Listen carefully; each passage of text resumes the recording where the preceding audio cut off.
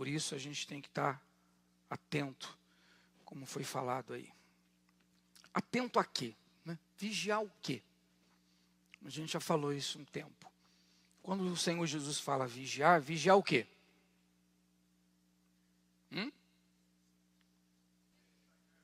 Vigiar o quê? Vigiar você.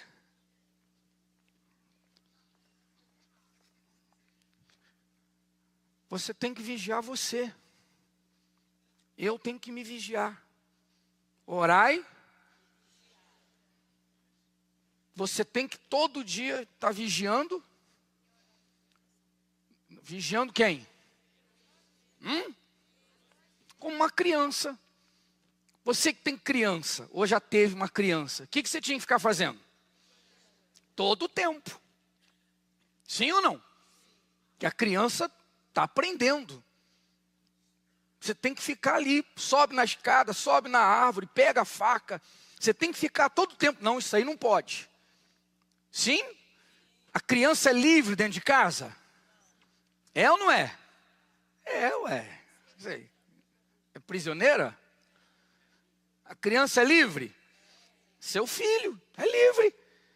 Mas você tem que ficar de olho, porque tem coisas que dentro de casa pode machucar a criança. Está compreendendo? Então está lá, ela é livre. Seu filho, sua filha. Mas tem que estar sempre de olho. Ela pode botar o dedo na tomada. Pode fazer alguma coisa, alguma estripulia. Não é assim? Então você está sempre de olho. Sempre olhando. Não está sempre atento. Você vê que crianças que morreram dentro de casa. Caiu lá numa piscina, ninguém viu, estava afogado. Botou o dedo na tomada, levou um choque. Sim ou não? Quantas coisas aconteceram? Então você tem que ficar de olho em quem? Em quem? Em você. Mas o que você tem que vigiar em você? O que você precisa vigiar em você? O quê? Suas reações. As nossas reações mostram como é que a gente está. Se a gente está bem ou não. Se você, diante de problemas, dificuldades, injustiças, seja o que for, você reage com dúvida, você reage com medo. Medo vem, dúvida vem, os sentimentos vêm. Mas vem, você aceita aquilo, fica pensando naquilo. Então reage com medo, com dúvida, com insegurança. Vem uma tentação, você fica tentado, fica pensando naquilo. Então alguma coisa não está bem. Você tem que avaliar a sua vida com Deus. Porque quando você tem o Espírito Santo e quando você está bem com Deus, esses pensamentos vêm para todos nós, mas rapidamente eles são abafados. Amém? Pode ser a dor que for, a injustiça que for, e o diabo aproveita aquela hora e começa a falar. Pode ser o que for. Você vê que é até engraçado, né? Viu? Domingo, o bispo Márcio perguntando para a senhora, então a senhora achava que sua mãe ia morrer? Nunca. Nunca. Quer dizer, com tudo que ela viu, com tudo que ela passou, a cirurgia aberta e saindo fezes, um médico não sabendo o que fazer, o medo não vinha para ela? A dúvida não vinha? Você já viu vários testemunhos falar isso. As pessoas que dão testemunho, que deram testemunho até hoje, elas não têm mais fé do que você. Tiveram medo, tiveram dúvida, tiveram os momentos de insegurança, mas naquele momento elas não tiveram dificuldade para vencer. Dificuldade para abafar a voz do diabo, a voz do medo, a voz da dúvida, a voz da tentação, a voz da insegurança, da ansiedade, porque elas estavam bem com Deus. Então é como na vida física. Se você estiver bem fisicamente, você pode subir escada, você pode ficar cansado, mas você vai subir uma escada, você sobe uma ladeira, você anda, você vai sentir no máximo cansado. Quanto mais você exercitar suas pernas, menos cansado você vai ter. Sim ou não? ou se você estiver doente, se você estiver fraco. Quanto mais fraco você ficar, quanto mais sedentário, ou quanto mais fraco, mais doente, menos força você tem. Você vai sentir cansaço, você vai sentir fraqueza, você vai querer ficar sentado. A pessoa quando fica doente, adoentada, o que ela quer fazer? Só quer deitar. Quer deitar, quer ficar parada. Às vezes não quer nem comer. Então, peraí, tem alguma coisa errada. Sim ou não? Então, por isso você tem que conhecer a palavra de Deus. Porque se você não conhecer a palavra de Deus, como é que você vai se examinar? Como é que você vai se vigiar? Então, isso é importante. Então, quando eu estou bem, eu consigo. Por isso que Paulo falou, nós lemos aí em outras quartas, né? Espada, peste, fome, perigo, um monte de coisas. Em todas essas coisas somos mais que vencedores. Quer dizer, nada consegue abater, nada consegue destruir, nada consegue abafar a fé daquele que está bem com Deus. Você vê que Davi era um homem que tinha muitas angústias, passou por muitas angústias, antes dele se tornar rei, antes dele ser estabelecido. Mas você vê que ele diz, algumas vezes ele fala, por que se angustia dentro de mim, ó minha alma? Então ele sentia o quê? Angústia, diante da situação. Às vezes foi cercado por inimigos para ser morto literalmente. Mas ele estava? O que ele estava? Além de angustiado, o que ele estava? O quê? Com medo. Além do medo, o que ele estava?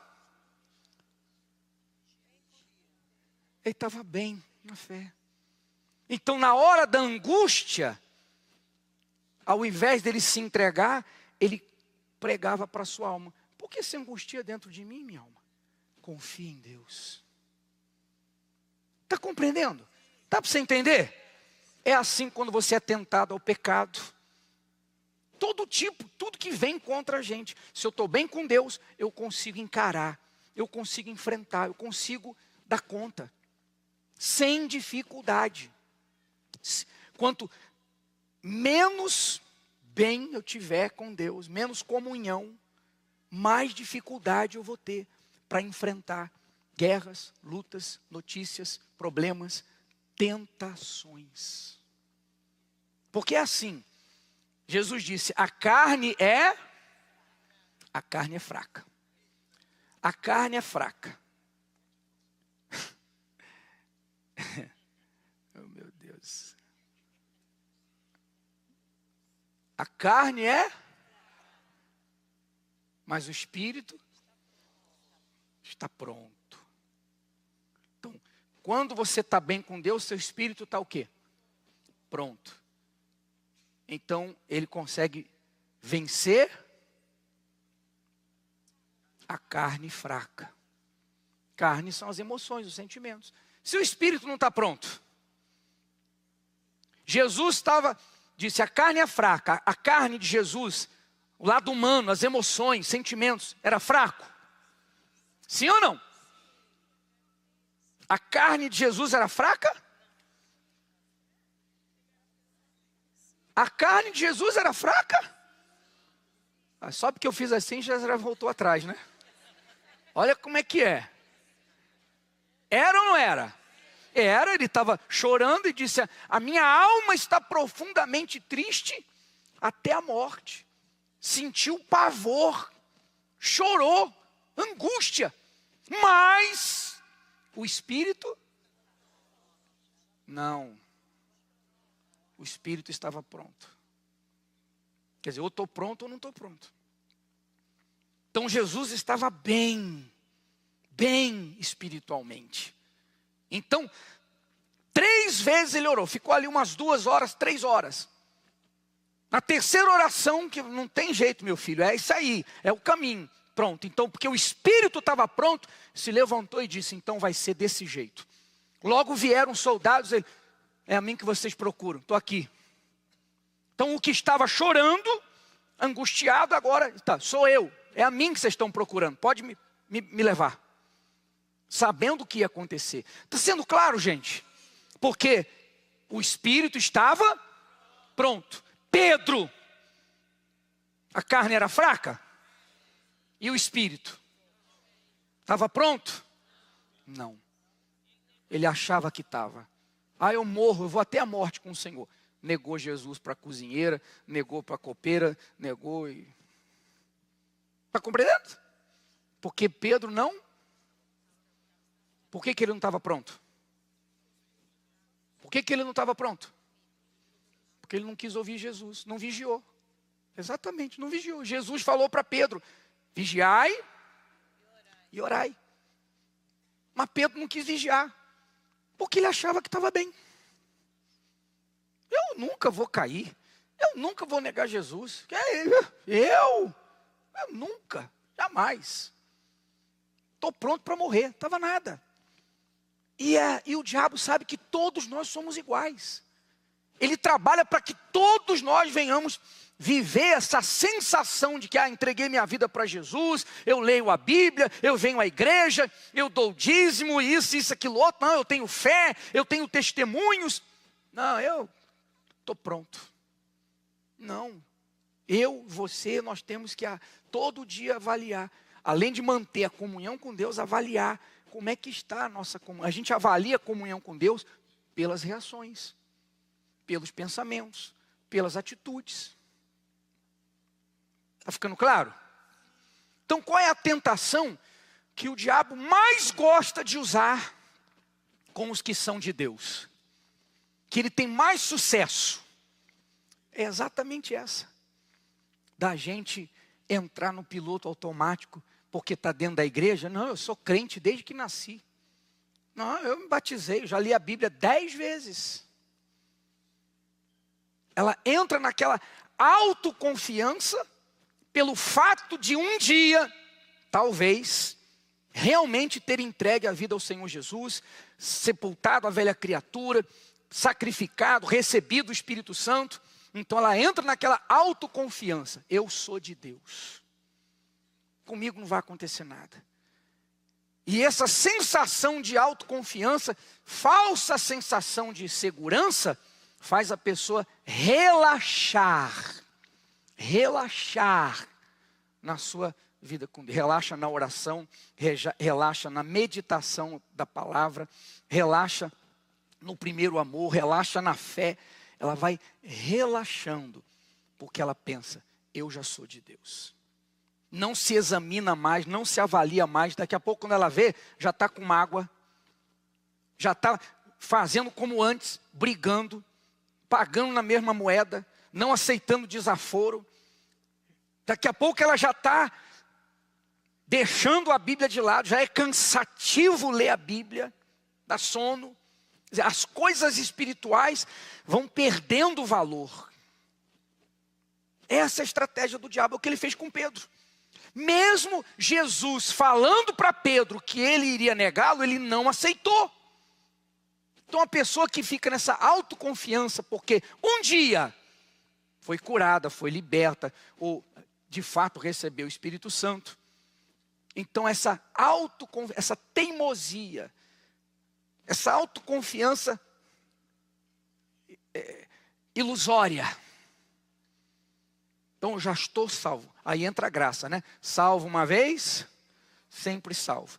A gente falou semana passada detalhado sobre isso. Se você não viu, entra lá no YouTube que está lá a palavra. Então Pedro quase se desgraçou por causa disso. E essa foi a tentação com Jesus no deserto. Então o diabo o transportou à cidade santa e colocou-o sobre o pináculo do templo. E disse-lhe, se tu és o filho de Deus... Você vê que na semana passada o diabo começou de que maneira? A primeira tentação ele começou como? Como? Como? Não, gente. Como que o diabo começou a primeira tentação? Vocês têm que entrar no YouTube e assistir de novo. Começou do mesmo jeito, com a dúvida. Se tu és filho de Deus. O diabo sabia que ele era o filho de Deus? Claro, o diabo não tinha dúvida com respeito a isso. Ele queria plantar a dúvida em Jesus.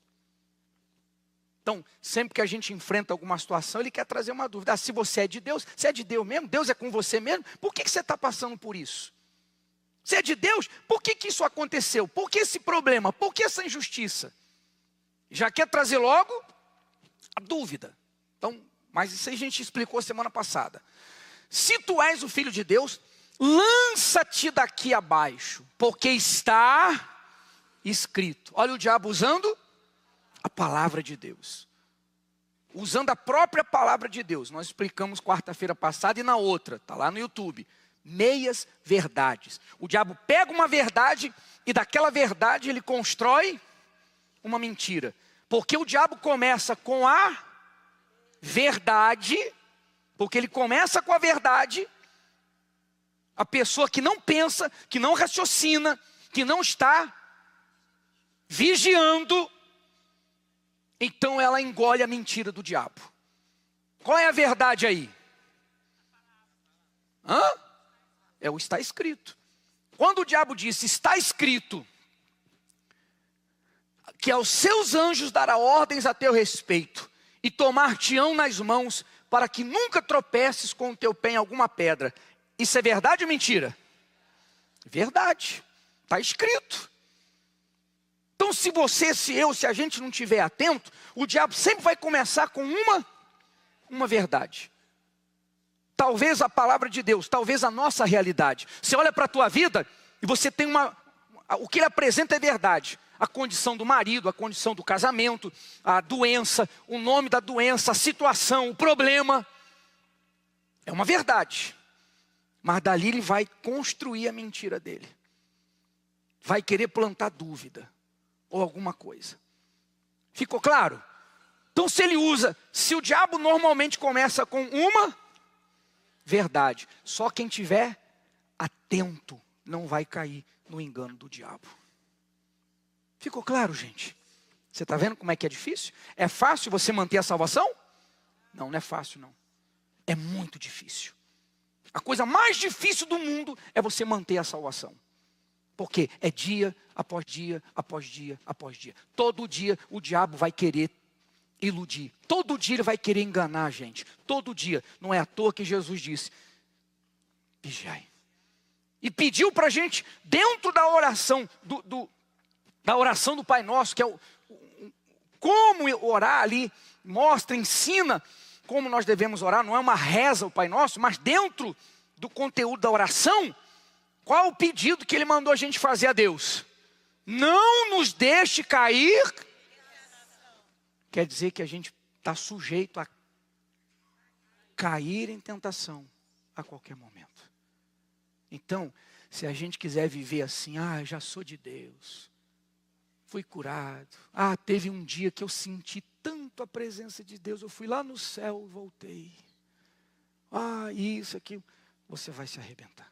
Eu vou me arrebentar. Assim bispos caíram, assim pastores caíram. Assim muita gente tem caído. Assim Pedro caiu. Assim Eva caiu.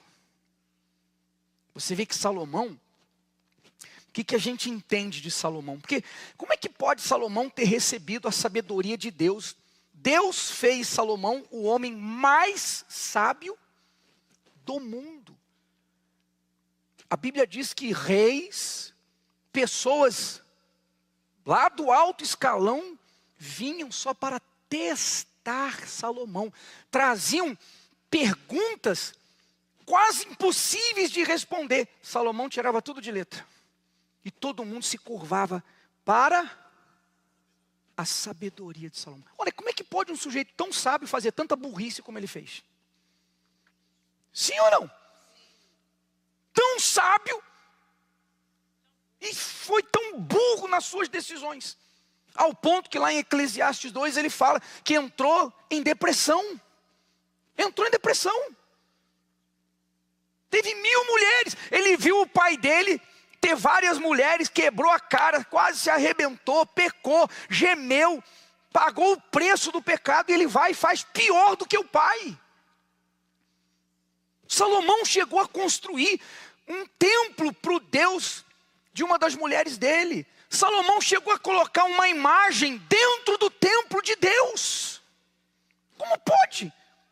Tamanha burrice.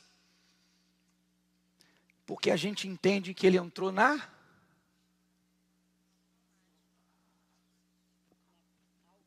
autoconfiança. A senhora vai passar na prova.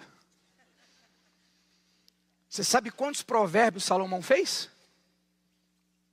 3.000 provérbios. 3.000 provérbios. A Bíblia tem quantos? Quer dizer que o resto... Quer dizer, o que ele começou a fazer? A pregar para os outros. A falar, a ensinar. E esqueceu de pregar para ele. Esqueceu de viver. Por quê? Eu sou o homem mais sábio do mundo. Eu conheci a Deus. Deus falou comigo. Deus falou comigo. Olha como eu arrebento. Olha como eu prospero. Em Israel não existe ouro em Israel. Não tem mina de ouro. Pois ele fez haver em Israel ouro como pedra. O que mais tem em Israel? Pedra. Então dá para você imaginar quanto de ouro havia num país que não tem ouro. Então eu arrebento. Todo mundo me respeita, ninguém se levanta contra mim, ninguém luta, todo mundo se inclina. Então ele entrou na autoconfiança e começou a pregar para os outros e esqueceu de pregar para ele. Entrou em depressão. Se não fosse a promessa que Deus havia feito para Davi, Salomão estava no inferno uma hora dessa. Por causa da promessa que Deus fez a Davi, da fidelidade de Davi. Então, na hora da depressão, ao invés dele se matar, houve a lucidez, caiu em si. E aí ele mesmo escreveu as burrices que ele fez. Está sendo claro, gente? Então, se o homem mais sábio do mundo fez isso, imagina a gente. Pensa, gente. Se o diabo foi tentar Jesus, Filho de Deus, que acabou de receber o Espírito Santo, cheio do Espírito Santo, 40 dias de jejum e oração, ungido, consagrado, do fio de cabelo ao dedão do pé. Imagina como é que ele não vem contra a gente. A coisa mais difícil do mundo é manter a salvação. Por quê? Porque exige estar vigiando. Porque se eu estou vigiando, tranquilo. Mas se eu não vigiar, já era. Está entendendo? E o diabo sabe disso. Por isso que você vê na igreja, você vê, se todo mundo que vem, que foi curado, não estou falando nem quem não aconteceu nada, quem foi curado, liberto, quem foi transformado, tivesse na igreja, a igreja universal seria pequena, tinha que fazer milhares de igrejas como essa aqui o dia inteiro. Mas você vê a pessoa hoje, daqui 3, 4 anos, cadê ela? Mas era de Deus. Mas teve uma vida transformada, um milagre extraordinário. Pois é. Mas não vigiou. Poxa, mas o bispo fulano, eu conheci ele, mas era tão usado. Pois é. Salomão era muito usado? Pedro era muito usado? Pois é. Está claro? Então o que ele quis fazer com Jesus? Autoconfiança. É verdade. Eu sou filho de Deus. Realmente, os anjos têm ordem para me guardar. Até se eu tropeçar. Eu vou pular daqui que você vai ver que que os anjos vão me segurar. Mas aí Jesus disse: está escrito, não tentarás o Senhor teu Deus. Compreende? Então, quando eu fico nessa autoconfiança, eu estou tentando a Deus. E eu estou dando lugar ao diabo. Você vê que está escrito, não deis lugar. Eu posso dar lugar ao diabo. Quem quer dar lugar ao diabo? Ninguém. Mas Como que eu dou? Quando eu aceito a sugestão do diabo, autoconfiança, e eu paro de vigiar e de entender, eu estou caminhando para a eternidade. Eu não tenho segunda chance. Nós não temos segunda chance depois da morte. Se Jesus voltar, se ele voltar e a gente ficar, ainda tem uma chance. Vai ter que morrer, vai ter que enfrentar o anticristo. O próprio sangue vai ser derramado para ser salvo. Se eu morrer, eu não tenho segunda chance. Se você morrer, você não vai ter segunda chance. Ou você vai estar salvo, ou você está perdido no inferno. Pensa nisso. Se você, tem gente aqui que se afastou, tem gente aqui que não vigiou, enfraqueceu na fé, perdeu o primeiro amor, se acomodou, perdeu, mas teve chance e reconstruiu. Sim ou não? Reconstruiu, correu atrás do prejuízo, deu a volta por cima. Mas salvação, morreu, não tem segunda chance. Ou está salvo, ou está no inferno. Ou estou salvo, ou estarei no inferno. Não tem segunda chance. Por isso que Jesus avisa tanto. Por isso que ele fala tanto. Não tem segunda chance. Se fosse agora, nesse momento, avaliando sua vida, como você está com Deus. Pensa. Não tente a Deus. Eu sou de Deus, Deus vai me guardar. Não tente a Deus. Deus nos ensina o que temos que fazer. Tenho, porém, contra ti, olha só, uma das igrejas do Apocalipse, que estava condenada, igreja, povo de Deus, mas naquele momento estava condenado. Por quê? Tenho, porém, contra ti que deixaste teu primeiro amor. Só por isso. Não tinha adultério, não tinha prostituição, não tinha roubo, não tinha esses pecados. Mas estavam condenados porque deixaram o primeiro amor. O primeiro amor é quando você acaba de descobrir a fé, descobre Deus, conhece a Deus, tem um encontro com Deus. Poxa, você está ali, você quer ler a Bíblia, você quer saber mais de Deus, você quer conversar com Deus, você está ali. Aí você deixa aquilo, automático. Deixou, você já perdeu a salvação. Você ainda não adulterou. Porque é isso aí, né? Não, eu estou na igreja, eu não faço mal para ninguém. Eu não adultero, eu não roubo, eu não prostituo. Tá bom. Mas essa igreja aí não fazia nada disso. Mas porque deixou o primeiro amor, já estava condenada. Ele disse: lembra-te, pois, de onde? Deixou o primeiro amor, se apagou o fogo, não é mais fervoroso, já caiu. E arrepende-te e pratica as primeiras obras. As primeiras obras, quando você realmente entrega a sua vida para Deus, conhece a Deus, as primeiras obras são como? De qualquer maneira? Qualquer jeito?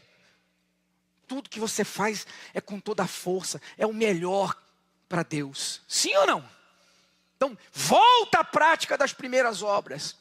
Quando não, brevemente a ti virei e tirarei do seu lugar o teu castiçal. Se não, te arrependeres. Castiçal representava a igreja. Eu vou remover a tua igreja.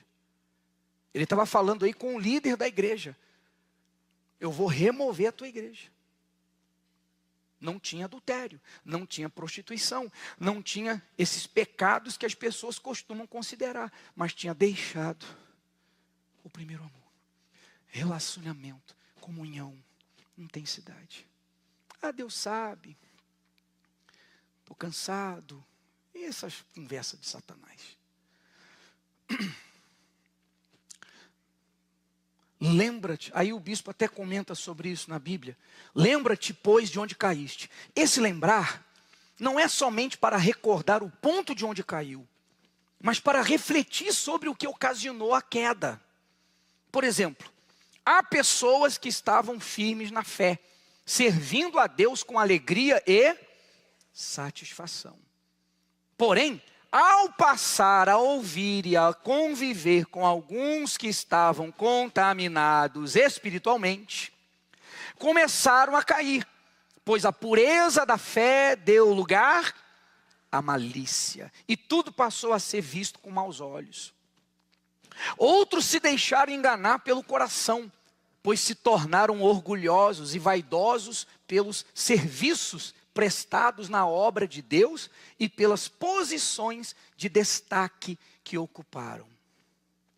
Enfim, cada um sabe muito bem onde caiu e, se quiser se levantar, deve ter a sinceridade de reconhecer que foi o único culpado pela própria queda, quando deixou de seguir as orientações do Espírito Santo. Ficou claro? Está sendo claro? É como um casamento. O casamento começa, no começo é o quê? Primeiro amor. Como é que é o primeiro amor? Você quer estar sempre junto, perto. Tanto é que você quer casar, porque você quer ficar junto. Você quer ficar junto, você não quer, deu a hora, então vai para a tua casa, eu vou para a minha, eu vou te deixar em casa. Você não quer, você quer ficar junto. Depois que casa, não quer ficar mais junto. Aí tem problemas no casamento, que a gente resolve isso e está resolvendo na quinta-feira. Inclusive amanhã o casal que vai falar, além de problemas de relacionamento, que o Espírito Santo dá a direção, tinha uma maldição hereditária. Que o Senhor tinha, acho que 11 irmãos, né? De 11 irmãos, 8 já se separaram. Eu falei 11 semana passada que me falaram errado. 8 se separaram, uma maldição, e ele ia se separar. Mas amanhã a gente vai falar. Então, casamento. Então o casamento tem que esse primeiro amor tem que continuar. Todo dia eu faço questão, todo dia eu tenho que segurar a mão da Vânia. Senão ela briga. Brincadeira. Eu seguro a mão, eu faço um carinho. Por quê? Porque eu quero manter o primeiro amor. E quanto mais você se aproxima, você faz um carinho, você segura na mão, mais próximo você fica e quer estar. Então, até hoje a gente anda de mãos dadas. 30 e vai fazer 33 anos. Pô, não pode perder o contato, não, tem que melhorar. Quer dizer, quer estar junto, quer estar perto, quer estar próximo. Primeiro amor, a pessoa quer ouvir a palavra de Deus. Não importa quantas vezes ela ouviu. Quarta-feira, domingo, os dias principais da palavra. Meu Deus, fala comigo. Não estou precisando, graças a Deus o Senhor me salvou, me libertou, eu fui abençoado, mas eu quero continuar ouvindo a tua voz, eu quero continuar conversando, recebendo a tua direção, eu quero continuar na comunhão. São coisas simples, mas que fazem toda a diferença, que é o que o Senhor Jesus falou. Deixou o primeiro amor, você já caiu. Aí, para a gente encerrar, olha só. Escutai a minha lei, povo meu. Inclinai os vossos ouvidos às palavras da minha boca. Deus sempre trabalhando com o quê? Palavra e mente, raciocínio. Nada de coração, nada de coração. Para que a geração vindoura a soubesse, os filhos que nascessem, os quais se levantassem e a contassem a seus filhos. É tudo que Deus tinha feito no passado já. Suas orientações, sua lei, milagres, maravilhas. E não fossem como seus pais, geração obstinada e rebelde, geração que não regeu o seu coração e cujo espírito não foi fiel a Deus. Então houve uma geração, várias, que não regeram o coração. Pastor Menezes, que é cantor e instrumentista, você sabia disso? Você sabe, né? Ele canta segunda-feira aí. Então ele estava falando que o maestro, ele fica fazendo o quê? Para a gente é meio louco, né? Mas para os músicos ali, Se ele fizer um negócio errado, estraga, não é a banda, como é que é? A orquestra toda. É ele que vai regendo tudo ali. Se ele falhar, vai estragar tudo. Quer dizer, o coração depende de ser regido pelo Espírito, o entendimento. Então o Espírito não foi fiel a Deus. O raciocínio, o entendimento. Bom, eu sei o que Deus quer que eu faça. Eu sei a vontade de Deus. Ah não, deixa para lá, o coração está querendo isso. Deixa o coração ter o que ele quer. Fazer o que ele quer. É assim que a gente se desgraça. Quando a gente não rege o coração. Não domina o coração. Não conduz o coração com a cabeça na palavra de Deus. É assim que muita gente se arrebenta. Essa é a tentação. Achar que está tudo bem e deixar o coração mandar. E tomou o Senhor Deus o homem e o pôs no jardim do Éden para o lavrar e o guardar. E ordenou o Senhor Deus ao homem dizendo: de toda a árvore do jardim comerás, tudo é de vocês, tudo. Mas da árvore do conhecimento do bem e do mal, dela não comereis. O ser humano não lida bem com o não. O não de Deus era para o bem deles. Porque eles tinham acesso a quê? Tudo. Comerão livremente. Tudo é de vocês. Mas dessa árvore não comerás. Porque no dia em que dela comeres, certamente morrerás. No domingo nós vamos concluir esse assunto aí, porque hoje não dá tempo, infelizmente. Domingo nós vamos concluir esse assunto, que foi a mesma tentação de Eva. Eva também, Adão e Eva entraram na autoconfiança. Nós estamos no paraíso, Deus é Pai, Deus todo dia desce aqui, anda com a gente, caminha, fala, cuida. Deus é Pai. Realmente, a serpente falou que não vai morrer. Deus não vai matar a gente mesmo, não. Deus é Pai, todo dia Ele está aqui. Autoconfiança. Não vigiou. Não vigiou. E deixou de ouvir a voz de Deus. Então, nós vamos fazer o inverso de Adão e Eva. Eles saíram do paraíso. Nós vamos voltar ao paraíso. Domingo nós vamos entrar nesse assunto e ensinar como que eu posso voltar ao paraíso na terra. Como voltar ao paraíso? Vamos concluir esse assunto de hoje. Mas até aqui deu para entender? Deu para compreender? Deus criou o homem para dominar. No início, façamos o homem conforme nossa imagem e semelhança. Deus não diz, façamos o homem abaixo de nós, como um escravo, como um robô, como os animais, melhor que os animais. Não. Nossa imagem, Deus quis fazer o homem à imagem e semelhança dele, Deus. E demos a ele domínio. Deus criou o homem para dominar. Dominar tudo, tudo. No mundo físico, o homem domina tudo. Mas no mundo espiritual tem sido dominado. Então Deus nos fez para a gente dominar. A gente pode dominar até o diabo. Até o diabo. Resistir o diabo, sujeitai-vos a Deus e o diabo. Não tem nada nesse mundo que a gente não possa dominar. Nada. Se estivermos dentro da vontade de Deus. Mas no domingo nós vamos entrar nesse aspecto.